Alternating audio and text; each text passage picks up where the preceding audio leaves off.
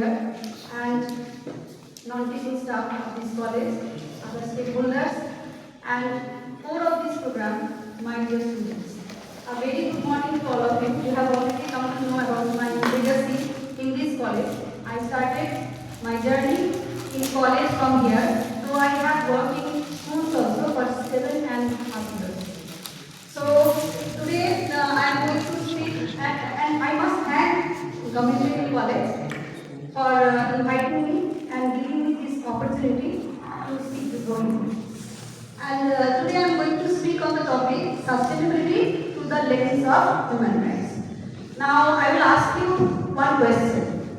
So first answer me, what are the global concerns today? What are the global concerns? What do you think are the global concerns today? So the session will be more interactive than lecture. What are the global concerns? At least one answer I should have. Yes? Racial discrimination. Very good. So discrimination, one word. Next? Peace. Anything? Peace. Peace. Peace concerns. Okay. That means there is war or unrest. Conflict. Okay. So peace means we want peace, but there is unrest. Anything else? Anyone else? Anything else? Environment, sir. Okay. So I have already got some of the answers which I will require in my presentation. So the global concerns, I have listed out few of the global concerns here. You can see poverty and hunger. Poverty and hunger. Why hunger? Because already you have mentioned that we need the everyday essentials. In 2025, we need everyday essentials. And everyday essentials, obviously, food, shelter, clothing. So thereby, poverty and hunger, climate change, which is related to environment, conflicts and instability, you have told that you want peace. And then, health crisis, economic instability, inequality, very important, inequality, you have mentioned discrimination. And resource scarcity, that is food for everyone, water for everyone, clean water for everyone, because that is our natural resource. And we have our stake in natural resources. So, and I have not mentioned one, that is human rights violations or violations of human rights. So this is our topic today, violations of human rights and the impact of all these global concerns. Obviously, we know that all these global concerns are threatening our well-being and at the same time threatening our sustainable development. And this phenomena is not local, but it is worldwide. So what we actually want in our life? We want just an equitable society. And for that, everyone should get one slice, which is equitable. You know, there should not be any inequality. And the fair division of resources, opportunities and privileges of the society will make our society just and equitable. So that is our demand. Now next question, what are human rights? I am asking once again, what are human rights? What do you think human rights are? Any one? What are human rights? Equality. Equality. Okay, anything else? So, yes? Freedom. Freedom, very good. So, rights and freedom to which all humans are entitled. So, human rights are rights and freedom to which all humans are entitled. And rights and freedom already mentioned. And these human rights, everyone is entitled. Therefore, there should not be any discrimination. Once again, the word discrimination on the basis of nationality, place of residence, sex, national or ethnic origin, color, religion, language or any other status. So we are entitled, equally entitled to our human rights without discrimination. Once again I am mentioning without discrimination. Now the origin, we have to know, you already have mentioned about the origin. So propelled by the international and legal urgency in the aftermath of the atrocities of the World War II, Second World War, human dignity is the cornerstone of the Charter of UN in 1945. And I have already seen that in the slide that you showed, there the word dignity, human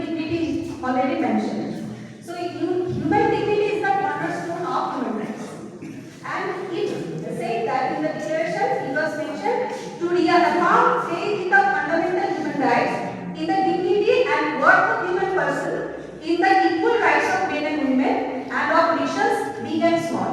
Already you have mentioned that all teachers are teachers only, not Adhyapak, Adhyapika. So you want to do away with gender. So here also no discrimination on the basis of men and women or gender, and nations big and small.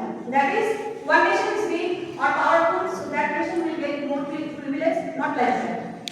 And that's why 10th December, today 10th December, Human Rights Day, it actually commemorates the day in 1948 when United Nations General Assembly adopted the United Declaration of Human Rights. And what did it say? It said all human beings are born free, equal in dignity and rights. So these are the main words, that is freedom, liberty, then equal in dignity and rights. And these are the theoretical part, you must know, because these are the theoretical part or information. An identical tenet shared by both Covenant of Civil and Political Rights and the Covenant of Social, Economic and Cultural Rights say that, considering that in accordance with the principles proclaimed in the Charter of the United Nations, recognition of the inherent dignity, once again, inherent dignity, and of the equal and inalienable rights. Inalienable. This word is very important. Nobody can snatch from you these rights. So inalienable rights of all members of the human family.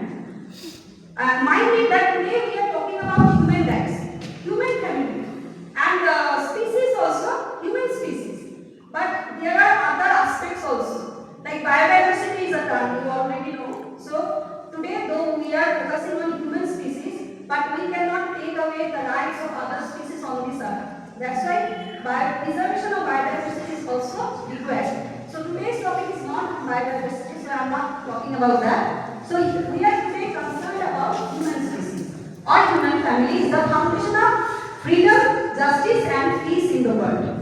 So we want freedom, justice, peace in the world, and accordingly the Universal Declaration of Human Rights, it gives importance on equality. The first one is equality, then is freedom from discrimination, life, liberty, security, freedom from slavery. Very important. I will just talk on certain human rights, not all. Like privacy, important. Asylum. You already know that Bangladesh Prime Minister now is in India. She is in asylum. So right to asylum.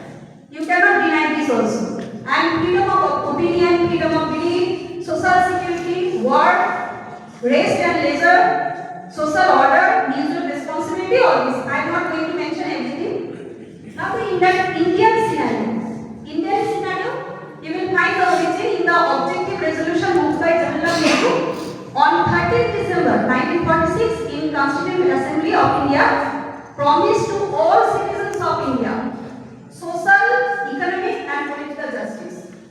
Next, equality of status of opportunity before the law and freedom of thought, expression, belief, faith, worship, vocation, association and action subject to law and public morality. And these objectives, whatever you see here in the resolution, these objectives contained in the above resolution were later adopted as part of the preamble of the Constitution. I know that most of you know the preamble of the Constitution, where you find that social, economic and political justice, then liberty of thought, expression, belief, faith and worship, equality of status and opportunity, and to promote among them all fraternity. This is also again the fourth word which is new now, fraternity, that is universal brotherhood. Universal brotherhood assuring the dignity of the individual and the unity and integrity of the nation. Next, I come to fundamental rights in Indian Constitution. I am not going to read all of these because most of you know this and history set is there. So I dare not talk on this topic much. But right to equality, these are the 6 fundamental rights. So the first one is right to equality, right to freedom, right against exploitation. Here in right against exploitation, I would like to mention about the child labor. So we should not not abuse child or children below 14 years. So that is important here. Right to freedom of religion. So you have the freedom to follow any religion or not to follow any religion. You can also not follow any religion at all. That is also important, and cultural and educational rights and right to constitutional remedies. So, the Constitution has given power to Supreme Court and High Court to see whether by any means your rights are violated. So that should be protected. And for this protection, we have our National Human Rights Commission. It is situated in New Delhi, India, and this is an autonomous statutory body. It got established in the year 1993 on October 12th. And the main motto of this National Human Rights Commission is to protect and promote life, liberty, equality and dignity of all. I think you have already memorized this life, liberty, equality and dignity. So these are the core words of human rights. And at the international level, you have the United Nations Commission on Human Rights, which is recently replaced by UN Human Rights Council. So at national level also you have this commission, and at international level you have council. Now this is important. Why? Human rights you all know, but understanding human rights in generational terms, that is also important. So you will see that according to the taxonomy of Carol Dasa 1977, human rights may be categorized in generational terms. Now generational terms, what does it mean? The first generation human rights, that is inalienable. I have already mentioned, nobody can snatch it from you, and that constitutes life, liberty, justice, freedom of expression. Next one is aspirational. Aspirational means second generation rights, economic, cultural, social expectations. Now see, first you have to live on this earth through food, shelter, clothing.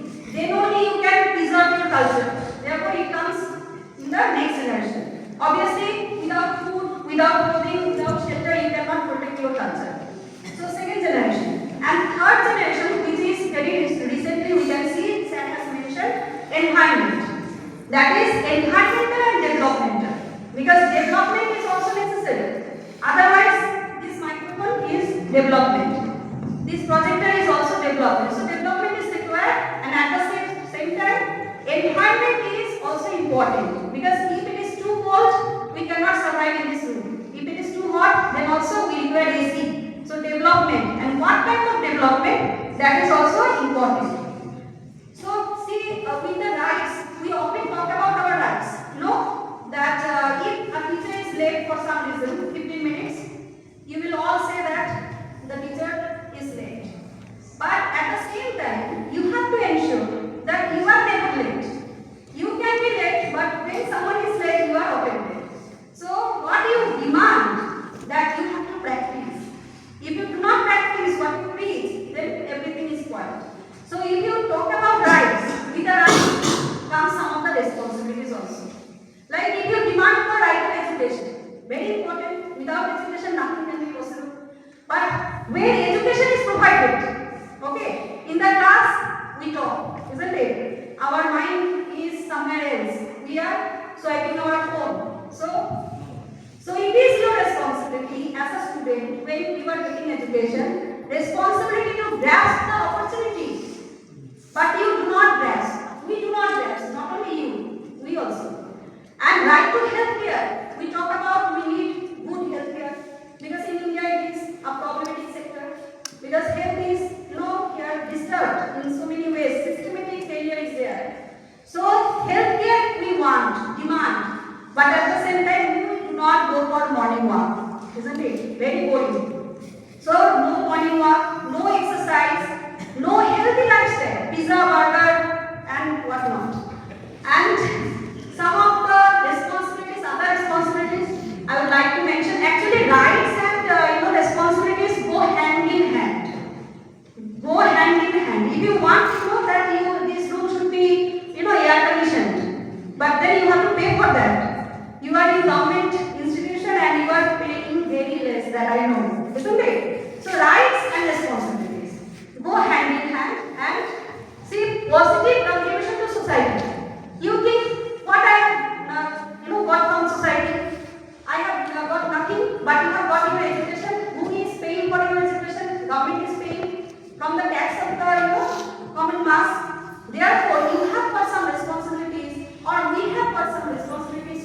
our society. So that is responsibility. Respect, that is also fading away. Respect is also fading away, isn't it? So whatever you are getting from your parents, whatever, even the basic minimal you have got from your parents, you must respect them. Educators, you must respect your teachers. And at the same time, you must respect every human being because of his or her dignity.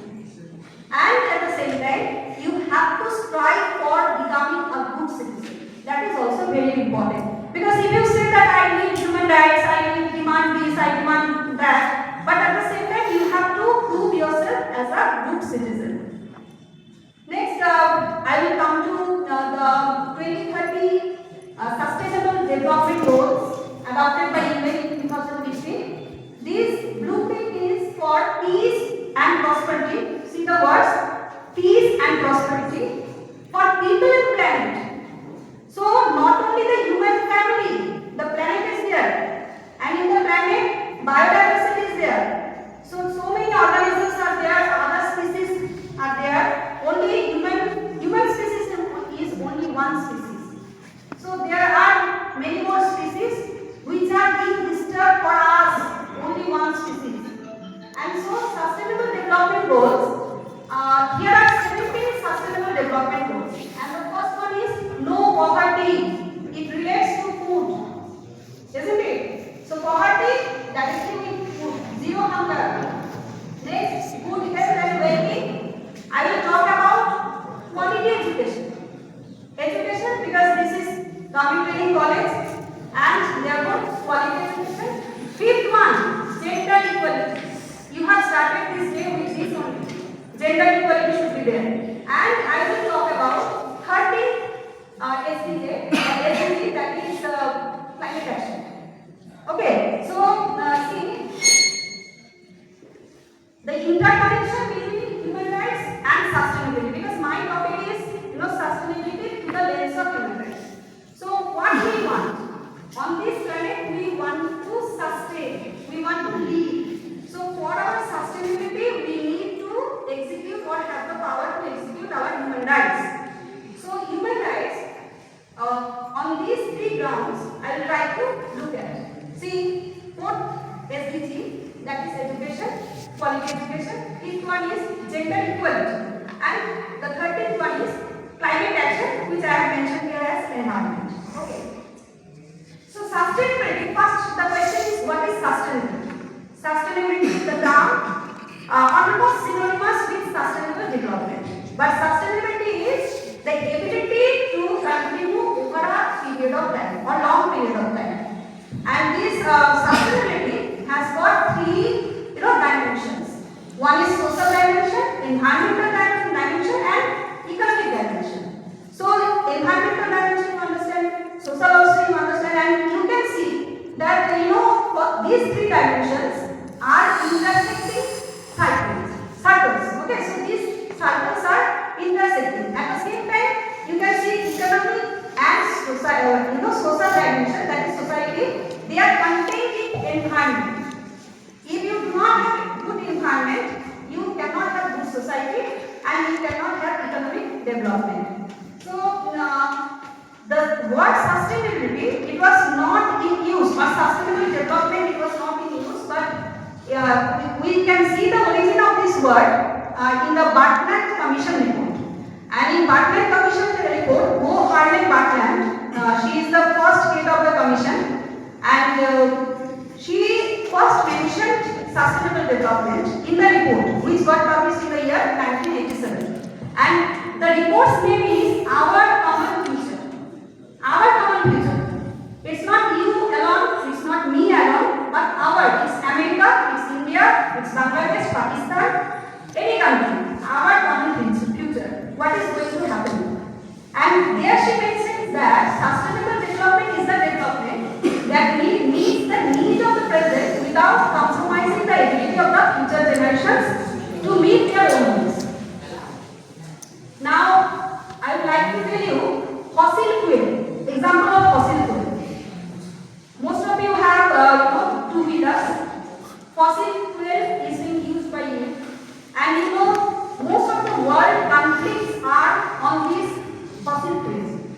if you use all the fossil fuel, what will your grandson or great grandson do? Isn't it? If you consume everything good, so what will your great grandson get? So it is not that you will use everything just now in this generation. You have to think about the future generation. It is your responsibility. Once again, right and responsibility. So you have to use that much only so that you can ensure the future of your future generations, like grandson or great grandson. So that's why sustainable development is very important. Now I come to this point, 4 sustainable development goals, that is quality education. Quality education, all these things are mentioned. I will not link them here, but quality education means what? Up to the age of 14 years, all children must be able to get free, equitable, quality primary and secondary education. That is the motto. And in this type of education, skill should be provided, equity and inclusion should be there, lifelong learning, scope of lifelong learning should be there, and there are other scopes also mentioned here. So what will quality education do? Quality education will bring empowerment, obviously, and at the same time it will tackle issues like illiteracy, and sustainable development also will be possible, because if you do not have education, you do not understand the crisis and you do not take the measures. So quality education is required for sustainable development. And with this quality education, we have achieved some progress, and the progress is that enrollment has risen, but challenges are also there. Not that every institution has got internet facility, and there are other problems also like sanitation, and equitable access is not possible everywhere. During pandemic, you must have seen this.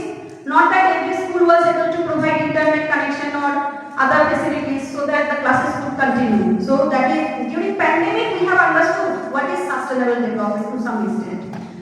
So after this, once again I will come to this point, that is just an equitable future for all. We have to ensure just an equitable future for all. That's why we have to build sustainable society. And for building sustainable society, you cannot deny the role of women. That is gender equality. Gender equality or women's empowerment is very much required. And Melinda Gates, who is Melinda Gates? Wife of Bill Gates. Okay. Melinda Gates says, when you lift up women, you lift up humanity. Very true. And gender equality, I have already mentioned, 5th sustainable goal of United Nations. And gender equality and equitable quality education for women also. Not only equitable quality education for men, but for women also. I emphasize for economic empowerment of women. Now in India, we know gender divide is there. And horrible scenario is that Bangladesh is in better position than India. So India's neighbor Bangladesh is ranked 24. India has been ranked 121. Yes, if you go through the data, you will come to know about this gender divide. So you can see the gap, that the door of enlightenment and the woman is far behind. Man has gone to some extent near the door of enlightenment. Okay. So women, generally you see women in 2 places. Most of the women are seen at home, mother, grandmother, sister, cooking all day, and being available for everyone throughout the day. So that is our habit. And women at workplace, don't think that they are comfortable. They are doing everything at home, coming to workplace, again everything. So it is not so easy for working women to continue both the sectors, home and the world. So world means the workplace, and there what we find, the most horrid scenario is that often in private sectors there is not equal pay for women. Not in government sectors, but in some places women do not get equal pay. So that should be abolished. Then for women, flexible work arrangements are needed, and support for working mothers, creche. I remember our respected madam Boishaliti, she has kept her both sons in creche and come to Hooghly to start this college. I know on others, and safe and respectable work environment. However women are doing, still, sometimes it is said that, woman, she is not doing anything. Sometimes, not everywhere, but this kind of mentality should not be there. And at the same time, work-life balance, opportunities for career advancement, access to professional development is required for women. But this is for you, boys. This is for you, because women empowerment will not come until we educate our boys what to do household chores. Household work you have to do, and take domestic responsibilities. Respect women. You respect your mothers. If I ask any boy here, whom do you respect more? Everyone will answer my mother. But when they step out of the home, other women, they become women. So you have to respect every woman. Value women's potentialities. Recognize women's work. And boys must understand, men must understand that cooking and cleaning is a basic skill. And it is not a gender role. When I came to this college today, Sir has given me a cup of tea. And he himself made it. So that's how we are progressing. Next, I will move on to the third phase of this, that is environment of 30, sustainable development goal, that is climate action.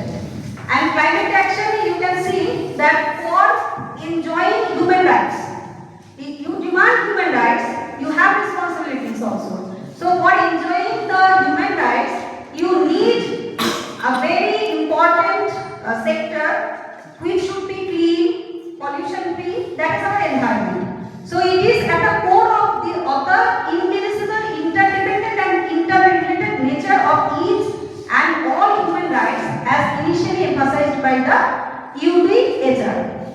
That is, you have to reduce the global hazards.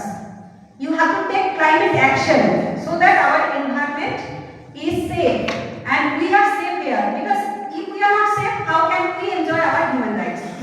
And in our constitution, we can see that recognition of these environmental rights is already there. In Article 21, you can see that pollution-free environment to be ensured, clean water and healthy ecosystem. Article 48A, directive principles, also directs the state to protect and improve the environment. Article 51AG, fundamental duties, imposes a duty on every citizen. It is the duty of every citizen. You have to switch off the lights when you go out of this classroom. So every citizen to protect and improve the natural environment. Now, climate action. Why climate action is needed? Because of human activities. Humanity's impact on the planet, is such that if we do not take actions now, our future will be doomed. And that's why we must practice sustainable practices. 3R is very important, that is reduce, reuse and recycle. Now I have mentioned here one word, that is Anthropocene, and we know that Anthropocene is such a term on which another seminar can be conducted.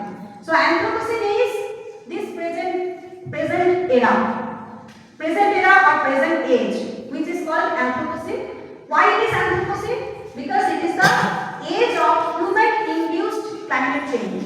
So climate change, one of the main reason is it is done by human beings. And this is the temperature change over the last 50 years. You can see the horrible scenario, almost plus 7.2 degree Fahrenheit in some places. The global warming has taken its toll. And next, the marine life. So land is polluted, air is polluted, even water is polluted. And the data says that amount of plastic on earth outweighs all land and sea creatures currently alive. So the data says that there is more plastic than other animals, either in marine world or on the land. So that is also a horrible picture. And these are the examples of extreme weather conditions. Extreme weather conditions, effects of climate change. We see wildfire, we see bleaching of corals, and marine heat waves also, and worsening droughts also. So these are the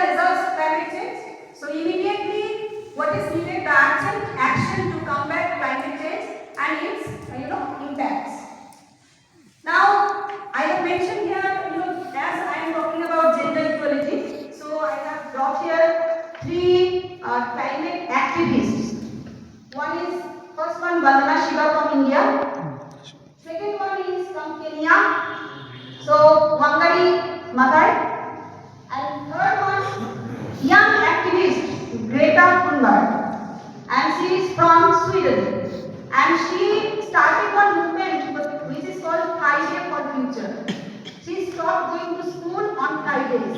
And she said that all must stop going to school on Fridays because Fridays are dedicated to future, Friday for future. This movement was initiated by Mondal. So why these things are needed? Because these actions or climate actions are our contribution, our responsibility, or we can say our reign on this earth. We are living on this earth, therefore we should give something. That is our reign. If we do, or if we can save something on this planet, the natural resources or other organisms. So what will happen? We will do something for this planet. So that is our reign on this planet. Now I will come here because educational psychology is integral to this college. I know your syllabus. And Maslow's hierarchy of needs. You know, whatever you do, it is due to your needs.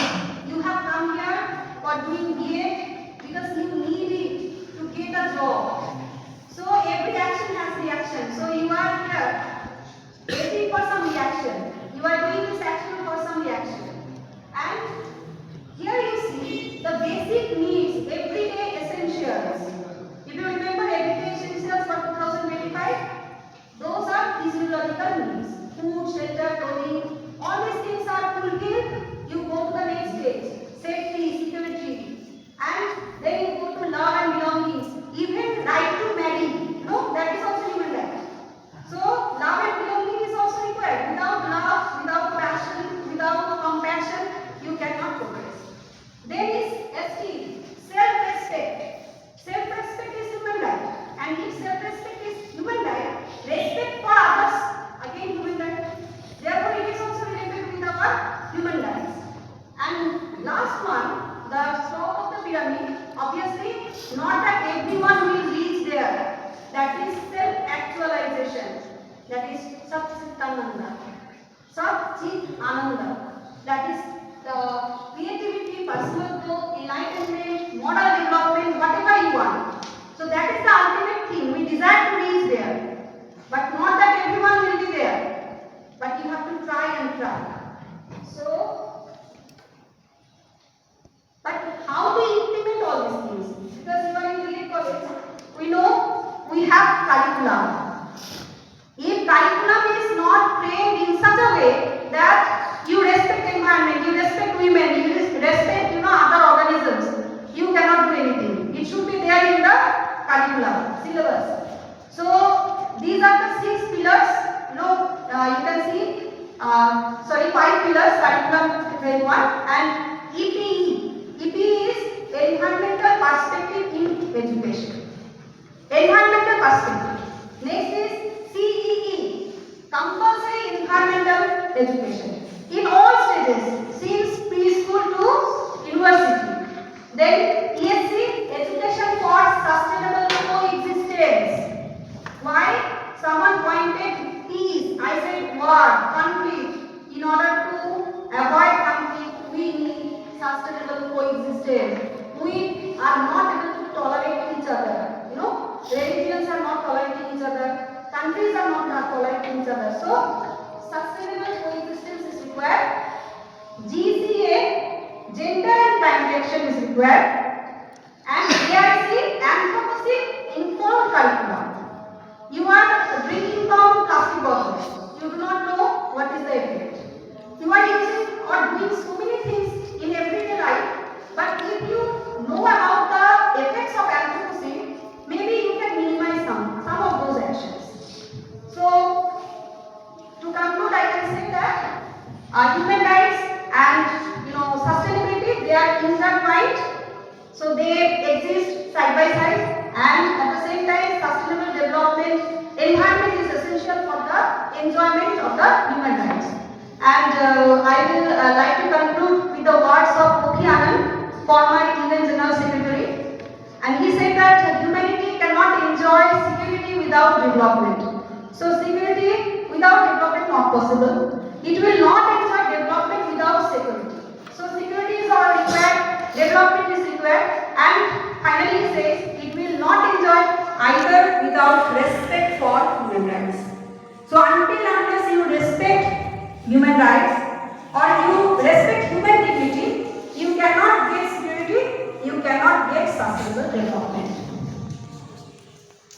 Now, if you have the patience, I can take your 4 minutes, 4 more minutes.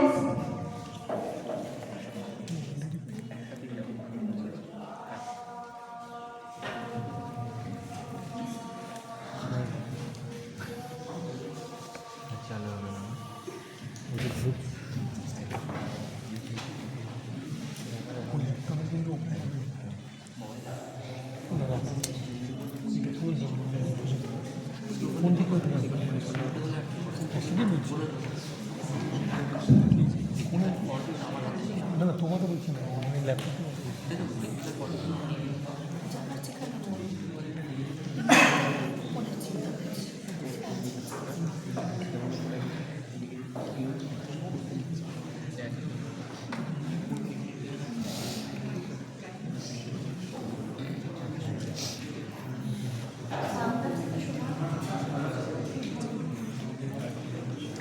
এটাকে full screen না না stack হয়নি full screen করতে হবে sir full screen করুন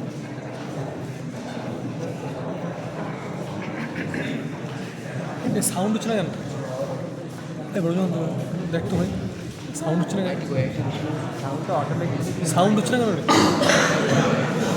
IT কোথায় IT যা লোকজন আইটি কাজ জানতো আমি যাবি সাউন্ড হচ্ছে না কেন সাউন্ড আছে তো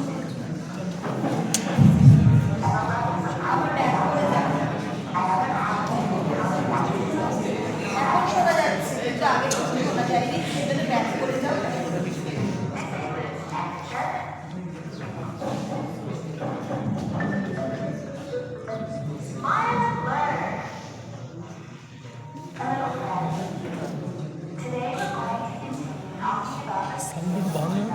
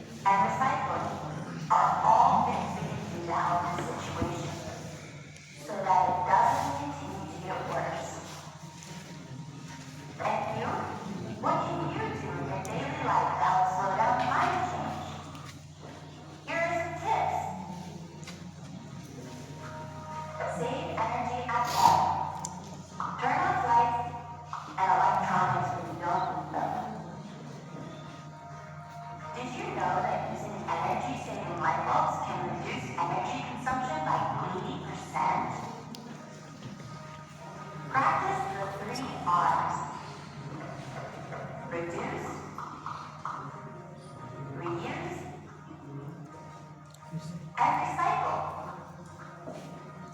When you do these three things, it takes less energy to produce and transport new products, which emits a lot less greenhouse gases. Makes sense, right? Use sustainable transportation. Whenever possible, walk or use your bike. And for longer journeys, use public transport. When we reduce the number of vehicles on the road, we reduce the amount of greenhouse gases. Not a bad idea, right? To stop climate change from continuing as much as it has until now, and to slow down damage to the planet, requires an effort from all the administrations and from all of us as a global community. Anyone can do the small actions like the ones I've talked to you about. Anyone can save the planet.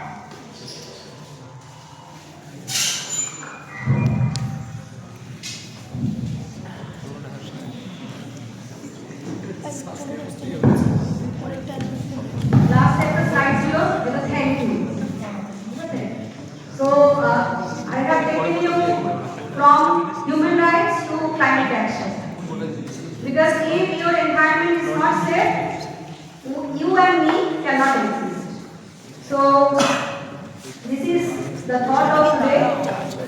And with this, I also wish that you do something for this planet, for the people of this planet. Thank you.